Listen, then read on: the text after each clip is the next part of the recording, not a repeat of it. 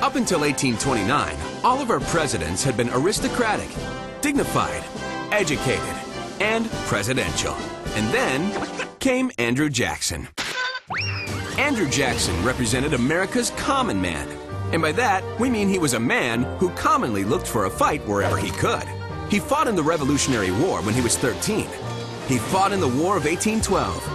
He invaded Florida in 1818, and he still found time to get into plenty of duels, getting shot 3 times for his efforts.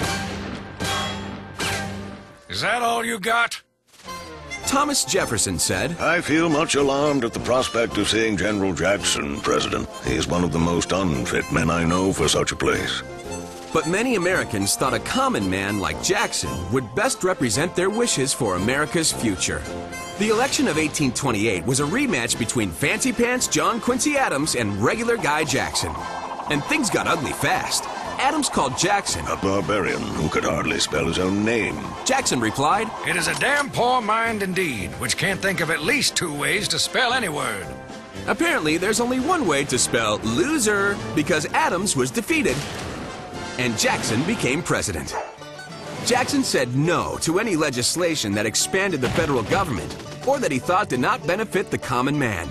This philosophy became known as Jacksonian democracy. The democracy that he created, the democratic process that he created, and the Democratic Party that he created, put the people really in the middle of everything.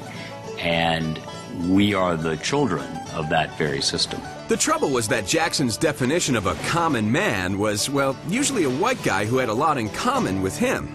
Even though the Supreme Court had ruled in favor of Cherokee rights, Jackson authorized the Indian Removal Act, forcing tens of thousands of Native Americans to leave their land. Jackson was also a strong supporter of states' rights, in theory.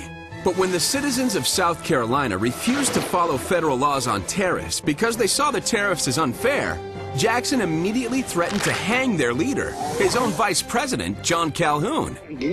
Ouch. Andrew Jackson is an interesting example of a figure becoming president. He's a military figure who rises to the office and has to deal with a number of different issues.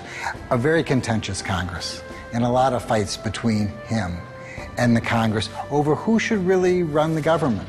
Jackson's biggest fight was with the Second Bank of the United States. Jackson and his associates thought that this was a monopoly, that this was run by rich people for rich people, and that it should be destroyed. Jackson was sick one night in the White House, and his vice president came by to see him, Martin Van Buren.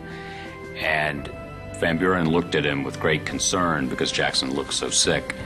And Jackson roared up and said, "The bank is trying to kill me, Mr. Van Buren, but I will kill it." And he did. To the dismay of Congress, which supported the bank.